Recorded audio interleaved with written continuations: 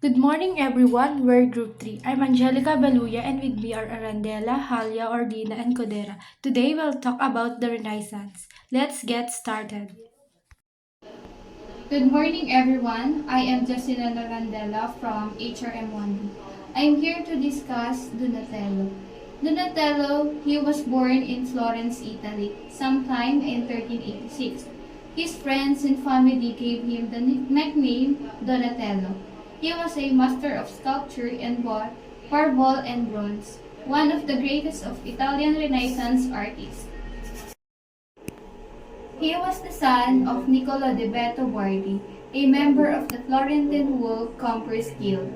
This gave young Donatello status as the son of a craftsman and placed him on a path of working in trades. He was educated at the home of the Martellis, a wealthy and influential Florentine family of bankers and art patrons closely tied to the Medici family. It was here that he probably first received artistic training from a local goldsmith. He learned metallurgy and the fabrication of metals and other substances. He studied classical sculpture and used his knowledge to develop an early Renaissance style of sculpture. He spent time in other cities where he worked on commissions and taught others. His periods in Rome, Padua, and Siena introduced to other parts of Italy the techniques he had developed in the course of a long, productive career. His David has the first freestanding nude male sculpture since antiquity. Like much of his work, it was commissioned by the Medici family. In 1403, he apprenticed with Florence metalsmith and sculptor Lorenzo Ghiberti. A few years later, Ghiberti was commissioned to create the bronze doors for the baptistery of the Florence Cathedral. A beating out rival artist Filippo Brunelleschi, a Donatello assisted Ghiberti in creating the cathedral doors. Donatello died of unknown causes on December 13, 1466, in Florence and was buried in the Basilica of San Lorenzo next to Cosimo de' Medici. Donatello's landmark work and one of the greatest sculptural work of the early Renaissance was his bronze statue of David. This work signals the return of the nude sculpture in the round figure, and because it was the first such work like this in over 1,000 years.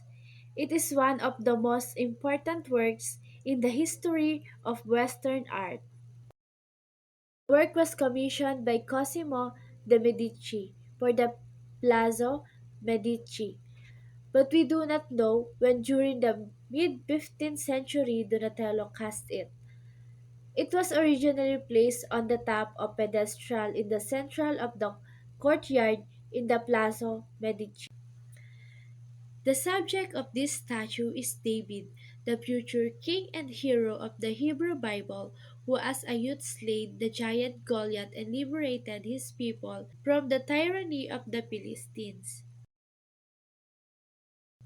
In Donatello's sculpture, David's immaturity is unquestionable. His nude body is that an adolescence and is sharply contrasted with the heavy beard and maturity of Goliath, whose severed head is at his feet.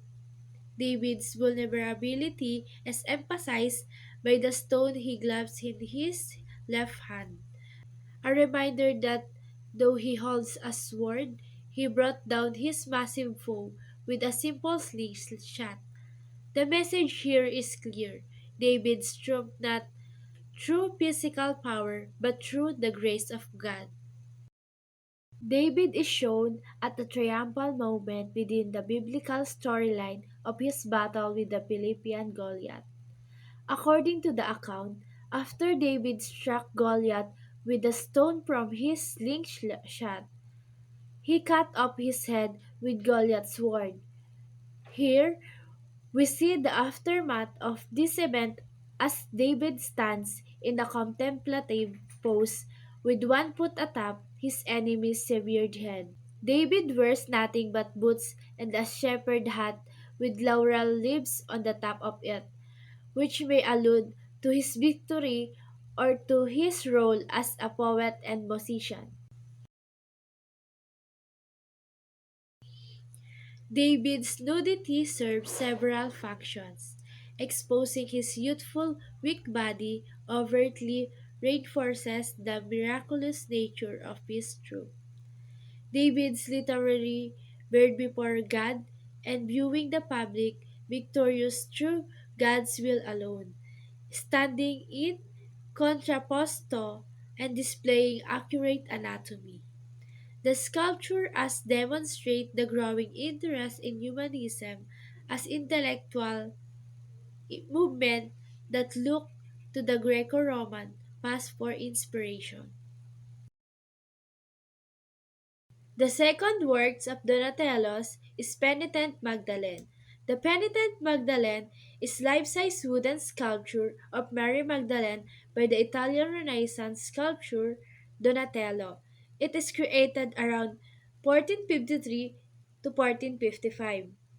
The sculpture was probably commissioned for the baptistery of Florence. It can be now viewed in the Museo dell'Opera del Duomo.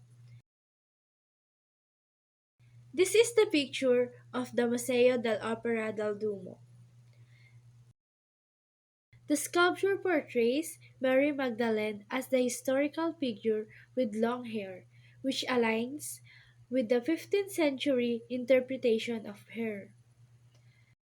The Penitent Magdalene shows Mary Magdalene during a period of penance, which has caused her to become emaciated due to fasting and covering herself with her hair. Donatello's sculpture is renowned for its realism, which is said to make a powerful impact on viewers.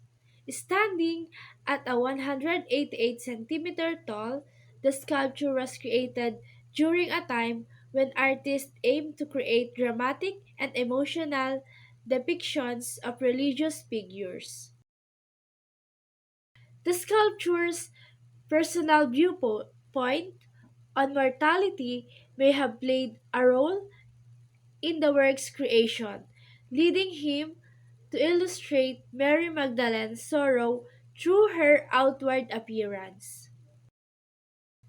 Overall, the Penitent Magdalene is regarded as one of Donatello's most emotional works, capturing the period of Mary Magdalene's penance in a way that shows both her physical and emotional suffering.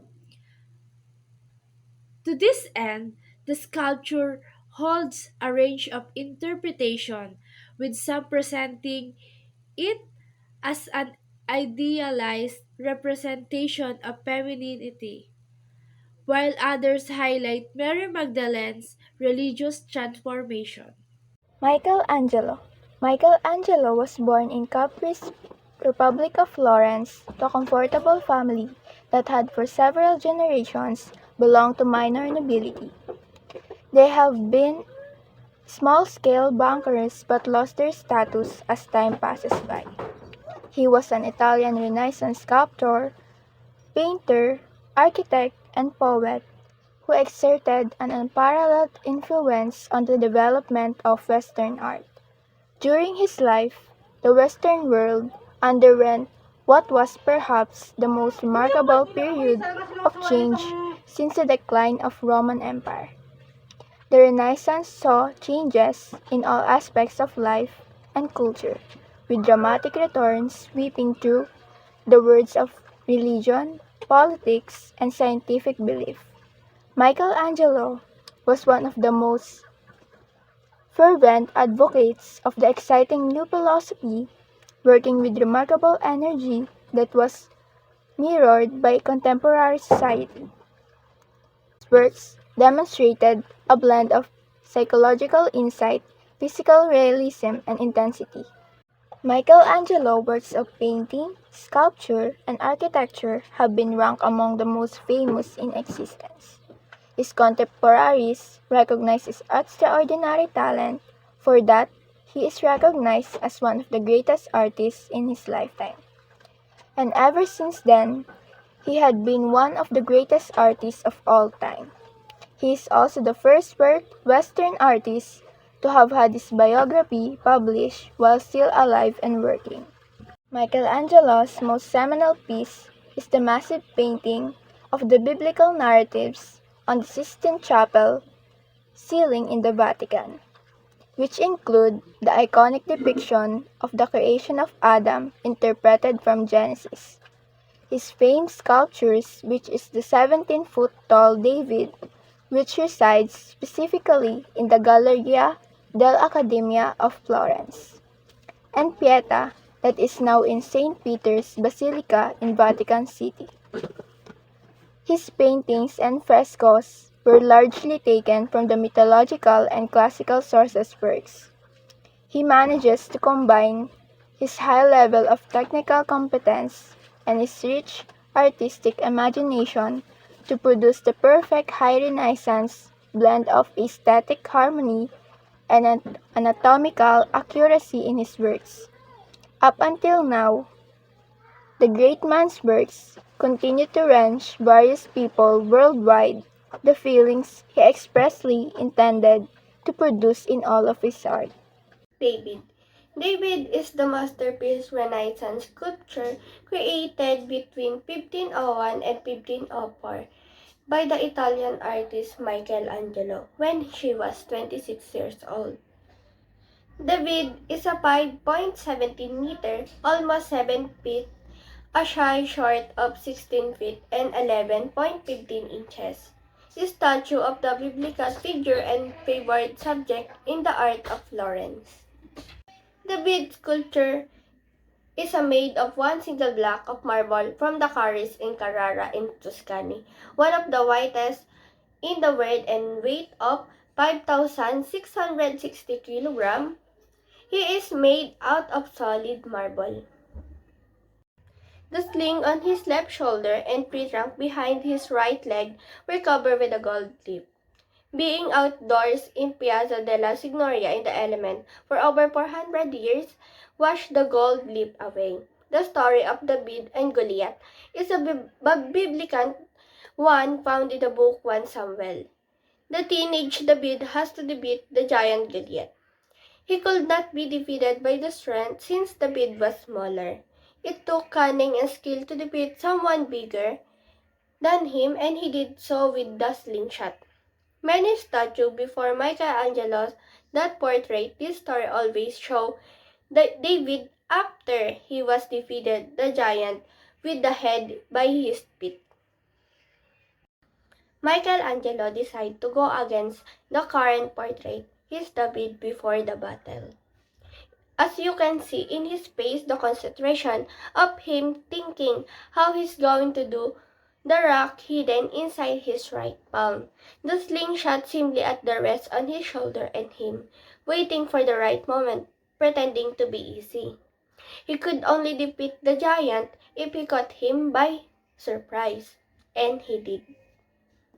Pieta, description of the sculpture. At 5 feet, 8 inches tall, the figures of the Virgin Mary and Jesus appear in a unified composition. They are presented in the formation of a pyramid, with the vertex being the top of the Virgin Mary's head. The pyramidal geometrical composition used for the Pieta was also favored by other Renaissance artists of the period like Leonardo da Vinci. Immediately evident is the fact that the two figures are disproportionate in size to each other. In a sitting position, the Virgin Mary's head is quite small, while her torso, draped in dress and a cloak, appears larger. Her legs are spread wide and swayed in the voluminous folds of the material, which form the substantive base upon which the leaner and smaller figure of the dead Jesus is cradled. Had she been standing, the Virgin Mary would have towered over Jesus' body. Michelangelo deliberately made his Pieta disproportionate in size in order to address the physical challenges created by a woman having to cradle the body of a full-grown man. The use of disproportionate sizing was quite common in Renaissance art and did not detract from the work as a whole. The Madonna della Pieta, 1498 to 1499, informally known as La Pieta or the Piety, is a marble sculpture of Jesus and Mary at Mount Golgotha representing the sixth sorrow of the Blessed Virgin Mary by Michelangelo, now in St. Peter Basilica, Vatican City. It is a key work of Italian Renaissance sculpture and often taken as the start of the High Renaissance. The statue was commissioned for the French Cardinal Jean de Villeheres, who was a representative in Rome. Pieta, as a theme in Christian art, depiction of the Virgin Mary supporting the body of the dead Christ. Some representation of the Pieta include John the Apostle, Mary Magdalene, and sometimes other figures on either side of the Virgin, but the great majority show only Mary and her son. The Pieta was widely represented in both painting and sculpture, being one of the most poignant visual expression of popular concern with the emotional aspect of the lives of Christ and the Virgin. Since its creation in 1499, Michelangelo Pieta has inspired emotion, faith, and imitation through its elegant depiction of the Virgin Mary and Jesus.